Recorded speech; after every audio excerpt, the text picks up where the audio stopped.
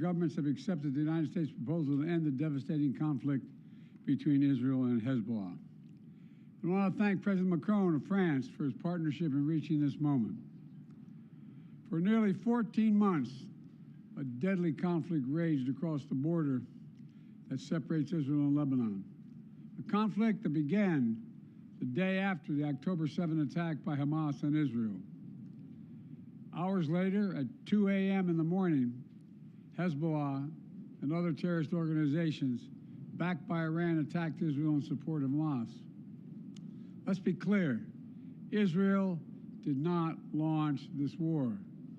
The Lebanese people did not seek that war either, nor did the United States. Over the past year, including the days immediately following October the 7th, I directed the U.S. military to flow assets and capabilities into the region, including aircraft carriers, fighter squadrons, and sophisticated air defense battery to defend Israel and deter our common enemy at critical moments. Since the war with Hezbollah began, over 70,000 Israelis have been forced to live as refugees in their own country, helplessly watching their homes, their businesses, their communities as they're bombarded and destroyed. And over 300,000 Lebanese people have also been forced to live as refugees in their own country. In a war imposed on them by Hezbollah. All told, this has been the deadliest conflict between Israel and Hezbollah in decades. How many of Hezbollah's senior leaders are dead, including its longtime leader, Nasrallah? And Israel has destroyed Hezbollah's terrorist infrastructure in southern Lebanon as well, including miles of sophisticated tunnels, which were prepared for an October 7-style terrorist attack in northern Israel. But lasting security for the people of Israel and Lebanon cannot be achieved only on the battlefield. And that's why I directed my team to work with the governments of Israel and Lebanon to forge a ceasefire, to bring the conflict between Israel and Hezbollah to a close. Under the deal reached today, effective at 4 a.m. tomorrow local time, the fighting across the Lebanese-Israeli border will end.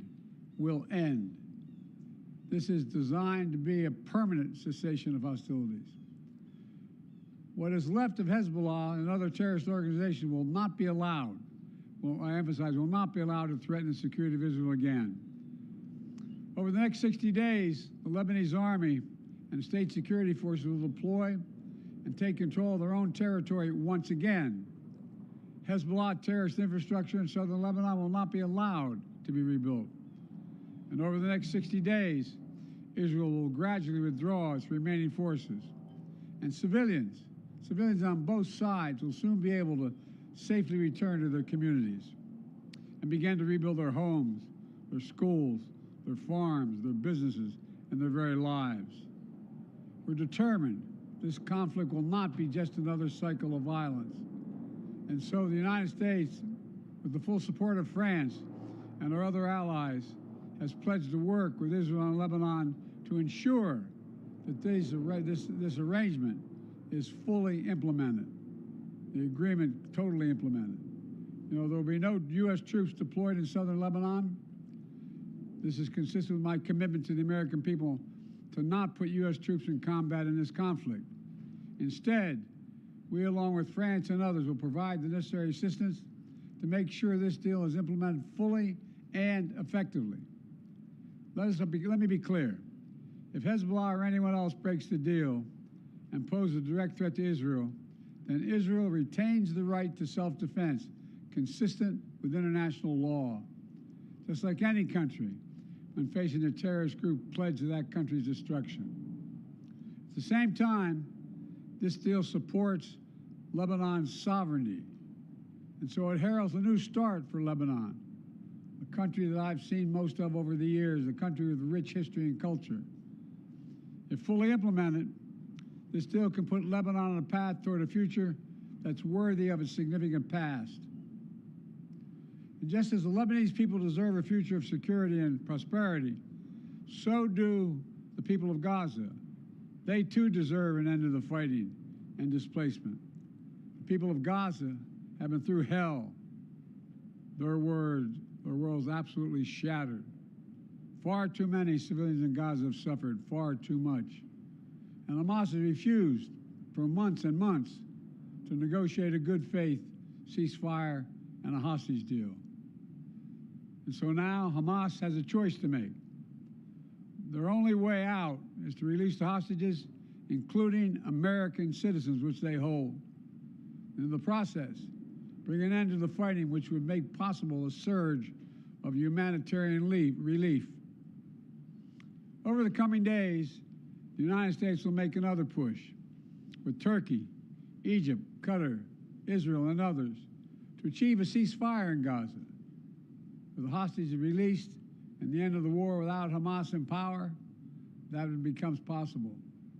As for the broader Middle East region, today's announcement brings us closer to realizing the affirmative agenda that I've been pushing forward during my entire presidency. A vision for the future of the Middle East where it's at peace and prosperous and integrated across borders. A future where Palestinians have a state of their own, one that fulfills its people's legitimate aspirations, one that cannot threaten Israel or harbor terrorist groups with backing from Iran. A future where Israelis and Palestinians enjoy equal measures of security, prosperity, and yes, dignity.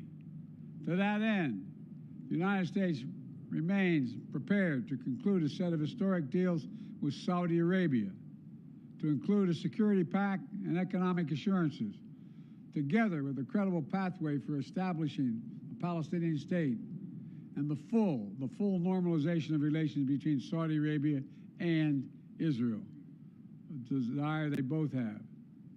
I believe this agenda remains possible, and in my remaining time in office, I'll work tirelessly to advance this vision for an integrated, secure, and prosperous region, all of which strengthens America's national security.